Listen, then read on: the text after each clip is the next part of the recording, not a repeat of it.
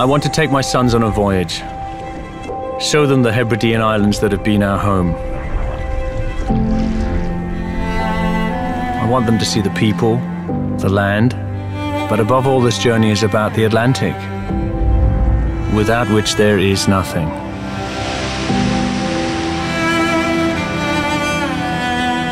Scotland is the land of my fathers. This country has shaped my life and the lives of my boys.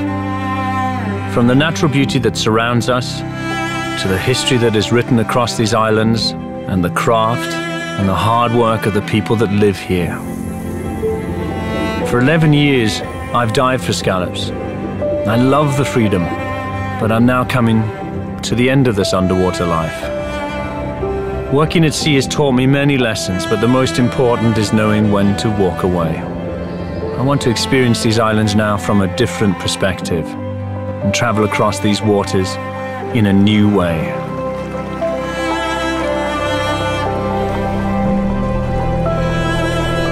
I've long worshipped the Atlantic. This ocean has been my guide, my teacher, never my enemy.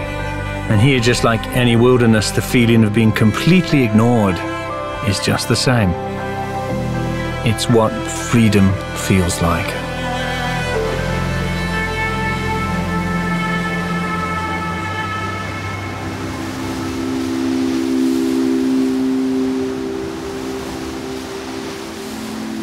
Iona has been a profoundly important spiritual place. For centuries it was said to be the final resting place of Scottish kings. What fascinates me about Iona is that there is still a strong living link with the past.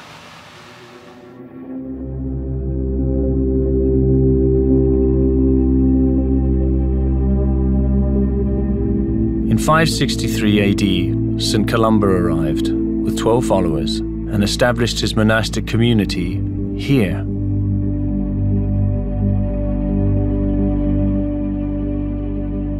Anyone who visits this place can't help but feel it in the stones.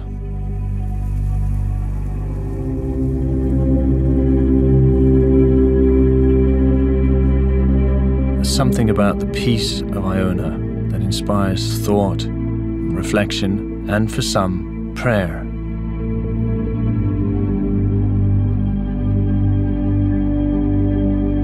Iona is all about kings and men, but for me, my true church is nature.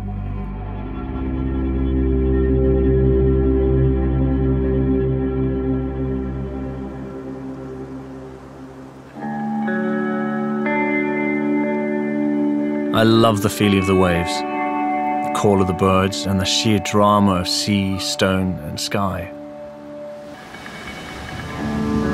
And now we're heading to an island that is all about the power and magnitude of untouched nature.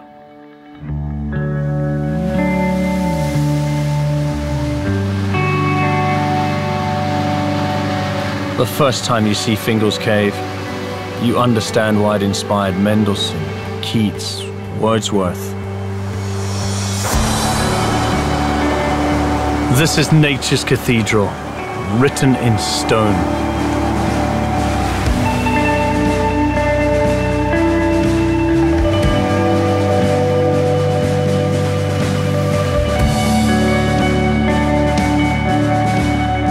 The basaltic lava cooled to form these hexagonal pillars of stone. Then the Atlantic has just slowly worked away to create this cave.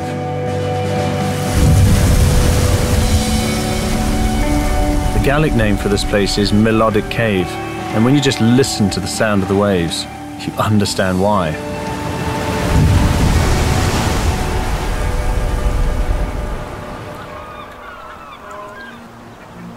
Above the cave is a territory inhabited by one of my favorite birds of all time, the puffin.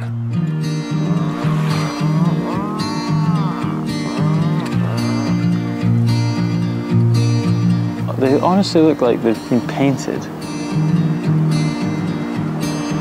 It's really special to see this place with my sons, who, although they've spent most of their lives here, have never got so close to puffins before.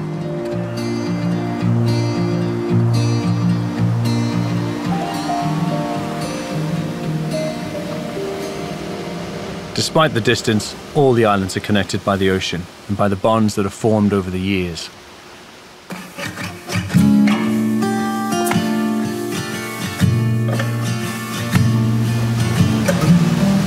Set along the shores of Loch Spelvey, Inverlossel is one of many diverse marine businesses that thrive in Scotland.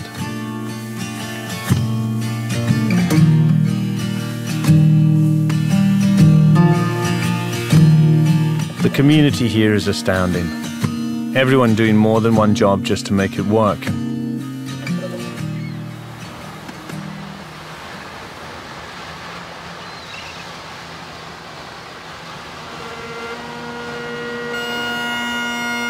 We're now meeting one man that captures that spirit in music.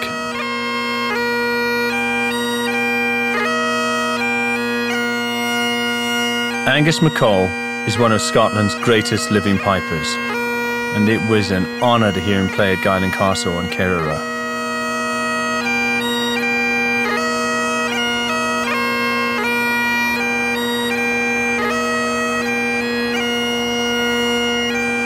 Angus's music is all about connection, not only to the people and the past, but also to the islands and the sea that connects us all.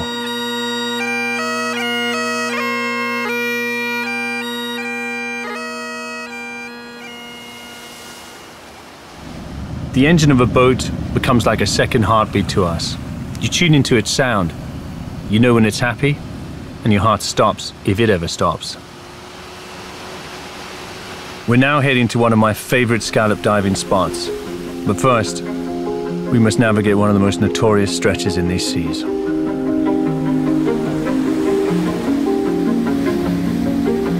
Corrivreckan is from the Gaelic word meaning cauldron of the speckled seas. Our voyage now takes us through this treacherous channel, whose ferocious currents and whirlpools have terrified mariners for generations. There's such power in these millions of tons of water, moving with such force at the command of the wind and the moon. A good boat, a great engine, and profound humility are needed in places like this.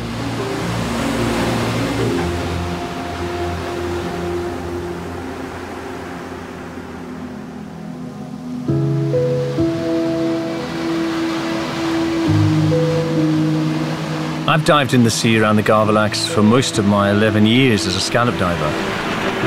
And it feels right that we are finishing our voyage here, and I'm sharing this moment with my sons.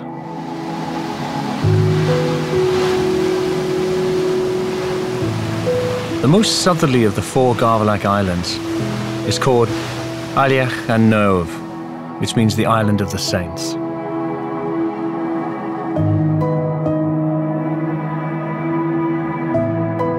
I've always loved this spot, and there are ruins dating back to 542 AD. These are the remains of a monastery founded by St. Brendan, the navigator. What was life like here in those times of profound isolation?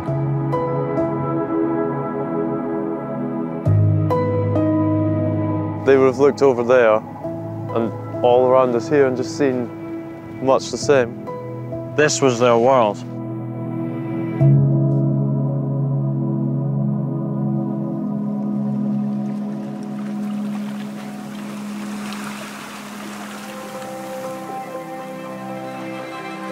There's an old saying which I really love. We have many lives to lead before we die. And I think my days as a scallop diver are coming to an end.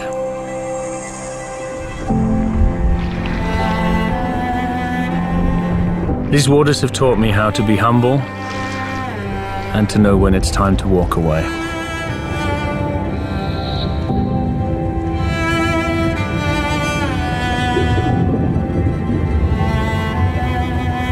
It feels really good to go for a dive with Luke and to be carrying my scallop net with no real intent, because I've got a feeling I'm going to be putting it away forever.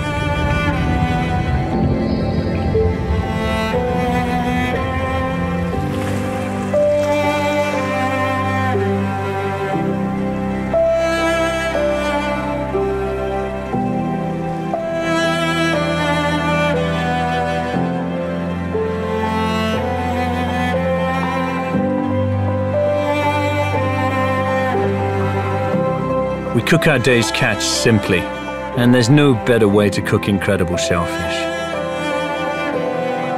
But I never get over the feeling of luck in my life to have had this chance, to learn the skill of diving for scallops, and to learn and find my way around places like this.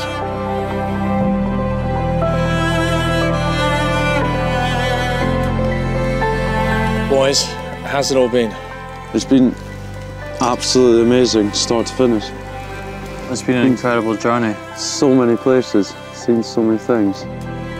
It is amazing travelling by boat, actually, isn't it? If you think about it, we've been to so many different places just west of Scotland.